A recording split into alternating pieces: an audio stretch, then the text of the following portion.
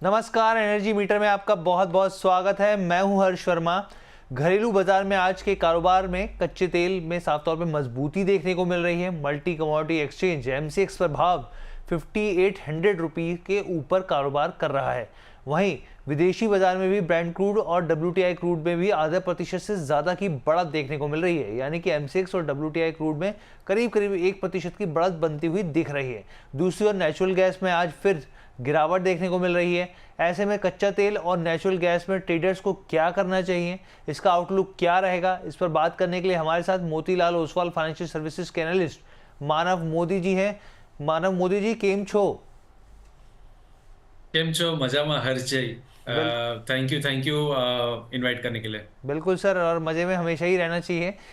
सबसे पहला मेरा सवाल आपसे सर यही है कि पिछले 5 सेशन में हमने देखा कि कच्चे तेल में करीब 6% की गिरावट देखने को मिली। डब्ल्यूटीआई क्रूड में करीब 5% नीचे आया, 2023 के निचले स्तर पर पहुंचता हुआ देखा। फिर अचानक से घरेलू और विदेशी बाजार में ये एक कीमतों में एकदम से मजबूती कैसे देखने को मिली, या फिर कहीं रिकवरी कैसे देखने को मिली सर? जी, मेरे ख्याल से हर्ष जी पहले गिरावट से शुरुआत करते हैं। बहुत ही सिग्निफिकेंट हमने गिरावट देखी है। बहुत ज़्यादा एक तेज़ी से ये जो फॉल आया, हमने 6,6100 के आसपास थे, वहाँ से सीधा 5,700 के नीचे के भाव हमने कुछ दिनों पहले आते हुए देखे। मेरे ख्याल से इसका सबसे बड़ा रीज़न एक है ओपेक प्लस की जो हम बात करते हैं। ओपेक प्लस के जो कार्टेल है, उन्होंने फिर से एक बार प्रोडक्शन शुरुआत करने की बात की है। अप्रैल में उन्होंने ये कहा है कि 1 लाख 2 लाख के बीच में एक फिर से प्रोडक्शन शुरू करेंगे ऑलमोस्ट। ये एक पॉजिटिव न्यूज़, एक एक उम्मीद बिल्कुल है कि सप्लाई शायद आ सकता है। बिल्कुल मार्केट ने ये देखा है कि जितनी कैपेसिटी है, जितनी पोटेंशियल है, उतना बड़ा फिगर नहीं है, लेकिन सप्लाई वापस आना, इसका एक प्रेशर हमें प्राइसेस में आता हुआ दिखा है। सिमिलरली टैरिफ के ऊपर अगर हर्जी हम देखेंगे तो प्रेसिडेंट ट्रंप ने बहुत बार अपने स्टेटमेंट जो है थोड़े बहुत चेंज किए हैं। जो लेटेस्ट अपडेट है, अब तक मेक्सिको, कनाडा, चाइना, इनके ऊपर टैरिफ्स अपडेट थे, टैरिफ्स लागू किए थे।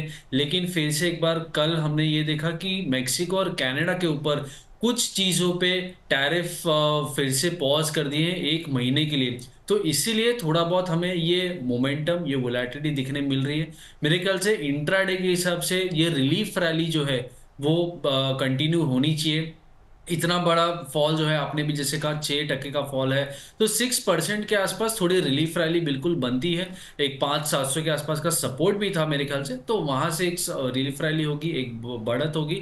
और फिर ओवरऑल लंबे अवधि के लिए जी शायद जो ट्रेंड है वो फॉलो होगा। जी बिल्कुल। यहाँ पे देखिए 3 बड़े कारण हैं। पहला कारण यहाँ पे ट्रम्प की जो पॉलिसी है उसको अनसर्टेनिटी है, साफ तौर पर यहाँ पे एक बड़ा कंसर्न है, क्योंकि जिस तरीके से पहले वो कुछ कहते हैं फिर बाद में पलट जाते हैं। और अभी भी यहाँ पर जो मैक्सिको और कनाडा की बात करें तो 4 अप्रैल तक के लिए इन्होंने अपने फैसले पर रोक लगा दी है। उसके अलावा यहाँ पर जो सर बता रहे हैं ओपेक प्लस के देशों की हम लोग बात करें तो अप्रैल से यहाँ पर ये जो था बेसिकली प्रोडक्शन बढ़ाने वाले थे ओपेक कंट्रीज जो थी। लेकिन अब यहाँ पर इससे फायदा क्या होगा, या फिर कहें कि इसका मतलब क्या होगा, यहाँ पे क्या होगा कि जो प्रोडक्शन बढ़ेगा तो जाहिर सी बात है मार्केट में ज़्यादा माल पहुंचेगा। डिमांड और सप्लाई का जो सिस्टम होता है वो यहाँ पे इंपॉर्टेंट हो जाता है। और तीसरी बड़ी चीज़ एक और है, ईरान के एक्सपोर्ट को लेकर अमेरिका इस तरह की खबरें आ रही है कि जो ईरान का एक्सपोर्ट है उस पर रोक लगा सकती है तेल के ऊपर मामलों में। तो ये भी एक बड़ा कंसर्न है। देखेंगे किस तरीके से पूरा घटनाक्रम घूमता हुआ नजर आता है यहाँ पे।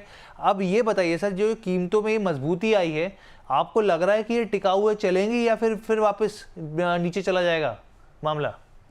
जी, मेरे ख्याल से शॉर्ट टर्म और लॉन्ग टर्म की अगर बात करें, एकदम शॉर्ट टर्म मतलब इंट्राडे या 1-2 दिन की बात करें, तो मेरे ख्याल से रिलीफ रैली थोड़ी बढ़नी चाहिए, क्योंकि जस्ट ये 500-700 का एक बहुत अच्छा स्ट्रॉन्ग सपोर्ट था, वहां से पलटा है। तो अगर बाइंग करनी है किसी को, तो मेरे ख्याल से 5,880, 5,870 के ऊपर अगर भाव मिलते हैं तो उसके ऊपर बाय हमें करना चाहिए। 5,830 के नीचे का स्टॉप लगा के 5,980 तक के टारगेट्स और आ सकते हैं ऊपर के लेवल में। लंबी अवधि की अगर बात करें, मेरे ख्याल से जब तक भाव 6,080 6100 के नीचे हैं, तब तक ओवरऑल जो ट्रेंड है वो नीचे का ही रहेगा।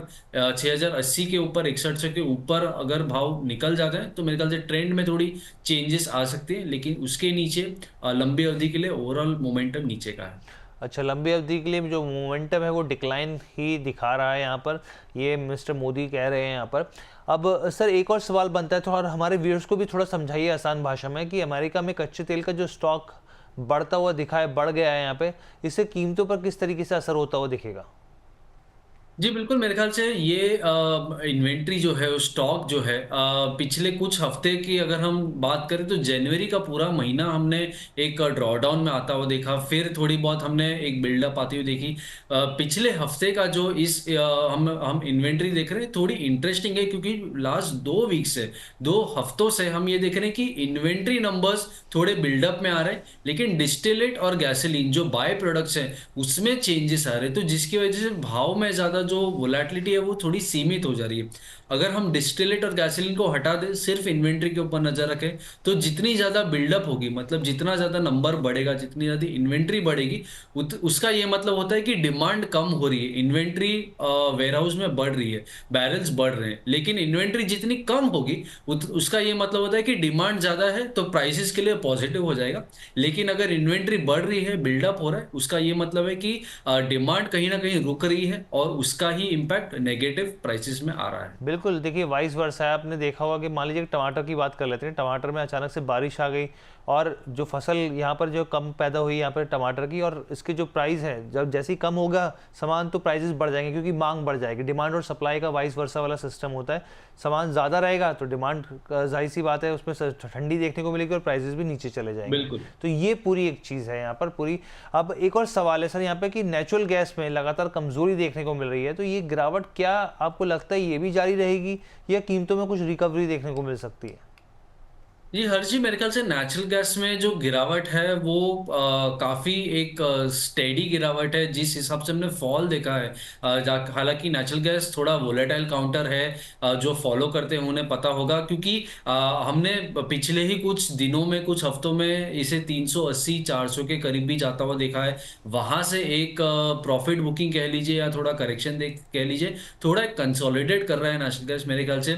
अगर हम फंडामेंटल्स की पहले बात कर ले तो मेरे ख्याल से वेदर रिपोर्ट्स काफ़ी मिक्स्ड आ रही हैं। बहुत समय बाद ऐसा हो रहा है, 2-3 महीने बाद, कि वीकडे में भी वेदर रिपोर्ट्स चेंज हो रही हैं। पहले weekend to weekend weather reports आती थी, उनमें या तो वार्मर है या कोल्डर है, ठंडी है या गर्मी है, उसके हिसाब से प्राइसेस में सोमवार को हम चेंज आता हुआ देखते हैं। लेकिन पिछले 1-2 हफ्ते में हमने ये देखा है कि वीकडे को भी वेदर की रिपोर्ट आई है, जिसकी वजह से प्राइसेस में ऑलमोस्ट 10% 15% की मूव हमने आती हुई देखी है। जी। तो वेदर चेंजेस थोड़े अब इम्पोर्टेंट हो जाएंगे, और ये इसलिए होंगे क्योंकि हम विंटर सीजन के अंत में ऑलमोस्ट आ गए हैं। अब जी। अप्रैल मई के बाद से इंजेक्शन पीरियड शुरू होगा, मतलब लोग माल भरना शुरू करेंगे। तो अगर बिल्कुल। इंजेक्शन पीरियड के पहले ठंडी और रहती है, तो शायद प्राइसेस में सपोर्ट और मिल जाएगा, क्योंकि डिमांड उतनी अभी भी फोरकास्टेड है। अगर आप नेशनल गैस की 5 ईयर एवरेज की भी बात करें, कमर्शियल रेसिडेंशियल डिमांड की भी बात करें, तो अभी भी डेटा बहुत स्ट्रांग है, बहुत सपोर्टिव है। तो मेरे ख्याल से डिमांड ओवरऑल, वेदर फोरकास्ट, ये दोनों ही चीजें थोड़ी फंडामेंटली जी। पॉजिटिव है नेशनल गैस के लिए। ठीक थोड़ा है। बहुत प्रॉफिट बुकिंग आता रहेगा, लेकिन अगर नेशनल गैस की बात करें थोड़े लंबे समय के लिए, अभी भी ओवरऑल ट्रेंड पॉजिटिव है। पॉजिटिव है सर। एक चीज़ और बताइए, क्योंकि हमारा शो जो है बेसिकली सिर्फ खबरों पर आधारित नहीं है, बल्कि यहाँ पे बेसिक जानकारी भी हम अपने व्यूअर्स को देते हैं। तो ये बताइए सर, जब ज़्यादा गर्मी हो जाए या ज़्यादा सर्दी हो जाए तो किस तरीके से नेचुरल गैस के बिजनेस पे इम्पैक्ट करता है यहाँ पर, ये भी जल्दी से समझा दीजिए हमारे व्यूअर्स को। जी बिल्कुल, मेरे ख्याल से नेचुरल गैस ज़्यादातर ठंडी के सीज़न में बहुत लोग वेट करते हैं कि ठंडी आएगी तो नेचुरल गैस का डिमांड बढ़ेगा। इसका एक रीज़न ये है कि ठंडी में हीटिंग ऑयल के लिए या गर्मी लाने के लिए बेसिकली गैस का उपयोग बहुत होता है। तो इस गैस के उपयोग के लिए गैस की डिमांड बहुत बढ़ जाती है। तो ये अक्टूबर नवंबर के बाद से विंटर सीज़न की शुरुआत होती है, ऑलमोस्ट फरवरी मार्च तक, मार्च एंड तक। फिर अप्रैल के बाद से इंजेक्शन पीरियड बोलते हैं। इंजेक्शन पीरियड मतलब ये कि प्रोड्यूसर्स अपना जो प्रोडक्शन है वो बढ़ा देते हैं, मार्केट में सप्लाई बढ़ाते हैं, पूरे विंटर सीजन तक के लिए एक सप्लाई जो है वो जनरेट करते हैं। तो इसीलिए इंजेक्शन पीरियड बोलते हैं, क्योंकि गैस इंजेक्ट कर रहे हैं मार्केट में। एक बार इंजेक्शन पीरियड में हमें सप्लाई थोड़ी दिख जाएगी, तब जाके हम विंटर सीजन में प्रॉपरली इसको यूज कर पाएंगे। तो इसीलिए ये सीजन टू सीजन का एक कमोडिटी कहा जाता है। तो विंटर सीजन में ज्यादा डिमांड होने के चांसेस होते हैं, संभावना होती है, इसके लिए प्राइसेस थोड़े ऊपर रहते हैं, तो सर हालांकि ऐसा। विंटर विंटर में ही जी मार्जिन्स भी फिर बेहतर होते हुए दिखते हैं कंपनियों के। जी बिल्कुल, मेरे ख्याल से क्योंकि जितनी डिमांड बढ़ेगी, अगर आपके पास उतना माल है वेयर हाउस जी। में, इफ यू कैन डिलीवर, आप डिलीवर कर पाते हैं, तो बिल्कुल प्रीमियम भी होगा, प्राइसेस भी बढ़ेंगी। लेकिन एक आधारित यही है कि वेदर सपोर्टिव होना चाहिए। अगर विंटर सीजन में भी वेदर गर्मी का ही है, तो शायद डिमांड उतनी नहीं होगी, डिमांड फ्लैट ही होगी। बिल्कुल सर, बहुत अच्छे से समझाया आपने और आपके साथ बात करके एकदम मज़ा आ रहा है, बहुत अच्छे से। अच्छा, आखिरी सवाल का जवाब सर मैं आपसे चाहूँगा कि कच्चे तेल और नेचुरल गैस में क्या ट्रेडिंग कॉल्स किस तरीके से लेनी चाहिए, क्या रणनीति अपनानी चाहिए यहाँ पर? जी बिल्कुल, मेरे ख्याल से क्रूड की मैं एक बार फिर से बात कर लेता हूँ। क्रूड में लंबे समय के लिए जब तक 6080 6100 का भाव ऊपर में नहीं निकलता है, तब तक एक ओवरऑल ट्रेंड नीचे का रहेगा। लेकिन इंट्राडे पॉसिबिलिटीज, इंट्राडे ट्रेडिंग अगर करनी है, तो मेरे ख्याल से बाई की तरफ रहना चाहिए। अगर 5880 के ऊपर भाव मिलते हैं तो 5880 के ऊपर बाय करेंगे, 5830 का स्टॉप और 5980 का टारगेट एक्सपेक्टेड है। सिमिलरली नेचुरल गैस की अगर बात करें, तो नेचुरल गैस भी 372 के ऊपर बाय करना ठीक रहेगा। मेरे ख्याल से वो एक रेजिस्टेंस है, तो 372 के ऊपर बाय करेंगे। 365 के नीचे का स्टॉप और 386 का इमीडिएट टारगेट रहेगा। बिल्कुल सर, तो एक बार हम लोग भी अपने व्यूअर्स को बताते हैं कि सर की यहाँ पे क्या टॉप पिक, मोतीलाल ओसवाल की तरफ से क्या टॉप पिक रही है। तो नेचुरल गैस की बात करें, यहाँ पे मार्च कॉन्ट्रैक्ट के लिए तो खरीदारी के लेवल्स कौन से हैं? 372 खरीदारी के लेवल्स हो गए यहाँ पे, टारगेट 386 हो गया और स्टॉप लॉस जो है 365 हो गया। तो ये हो गया नेचुरल गैस की बात। अब हम क्रूड की बात कर लेते हैं। क्रूड को लेके क्या नज़रिया पेश किया गया है यहाँ पर? तो देखिए, मार्च कॉन्ट्रैक्ट के लिए जो खरीदारी के लेवल्स हैं वो 5880 के लेवल्स हैं, जो लक्ष्य रखा गया है 5980 का रखा गया और जो स्टॉप लॉस है 5830 का रखा गया है। तो ये मोतीलाल ओसवाल की तरफ से यहाँ पे टॉपिक क्रूड और यहाँ पर नेचुरल गैस पर दी जा रही है। ठीक है, यहाँ पर सर बहुत बहुत धन्यवाद मोदी जी, आप हमारे साथ जुड़े और आपकी एकदम जो एनर्जी है, बिल्कुल मज़ा आया आपके साथ चर्चा करके और हम उम्मीद करेंगे कि आगे भी आप हमारे साथ जुड़िए और हमारे व्यूअर्स का मार्गदर्शन कीजिए। धन्यवाद। बिल्कुल बिल्कुल, शुक्रिया। तो ये आप आज के लिए एपिसोड था हमारा एनर्जी मीटर का। आपको ये कैसा पूरा इंटरव्यू लगा, कैसी ये वीडियो लगी, कैसी जानकारी लगी, आप हमें कमेंट कर सकते हैं। आप हम लोग आपके कमेंट का बेसब्री से इंतजार करेंगे और आपके मन में कोई सवाल दुविधा हो वो भी आप लाइव स्ट्रीमिंग के दौरान आप हमें भेज सकते हैं। तो फिलहाल के लिए हमें इजाज़त दीजिए, लेकिन एक इंपॉर्टेंट जानकारी मैं आपके साथ साझा कर दूं जाते जाते। तो इस वीकेंड में तो देखिए चैंपियंस ट्रॉफी का फाइनल आप ज़रूर देखने का प्रोग्राम बना रहे होंगे, लेकिन चैंपियंस ट्रॉफी के फाइनल से एक दिन पहले यानी कि शनिवार, यानी कि कल एक स्पेशल दिन है। शनिवार 8 मार्च को दुनिया भर में अंतर्राष्ट्रीय महिला दिवस मनाया जा रहा है और इस मौके पर अमर उजाला द बोनस भी पीछे नहीं है। अमर उजाला बोनस की टीम जो है शनिवार को उत्तर प्रदेश की राजधानी लखनऊ में स्पेशल कार्यक्रम शक्ति की समृद्धि का आयोजन करने जा रही है। इस कार्यक्रम में महिलाओं के लिए कमाई, बचत, निवेश, बीमा और साइबर सिक्योरिटी से जुड़े तमाम पहलुओं पर जो है एक्सपर्ट्स अपनी यहाँ पे राय रखेंगे। और शो के जो मुख्य अतिथि के तौर पर जो यहाँ पे शिरकत करने जा रही हैं वो केंद्रीय मंत्री अनुप्रिया पटेल, उत्तर प्रदेश सरकार में मंत्री बेबी रानी मौर्य और रजनी तिवारी जी यहाँ पे विशेष अतिथि होंगे। यहाँ पर शनिवार को आप अमर उजाला द बोनस के यूट्यूब चैनल के जरिए इस कार्यक्रम के साथ सीधे जुड़ सकते हैं। तो ये ओवरऑल जानकारी आपके साथ साझा करनी थी और आप भूलिएगा नहीं, टाइमिंग आप नोट कर लीजिए, यहाँ पर स्क्रीन पर आपको दिख रहा है। फिलहाल के लिए हमें आज इजाज़त दीजिए और आपसे हमेशा की तरह गुजारिश रहेगी कि हमारे जो चैनल है द बोनस प्लेटफॉर्म्स को लाइक, शेयर, सब्सक्राइब करना मत भूलिएगा।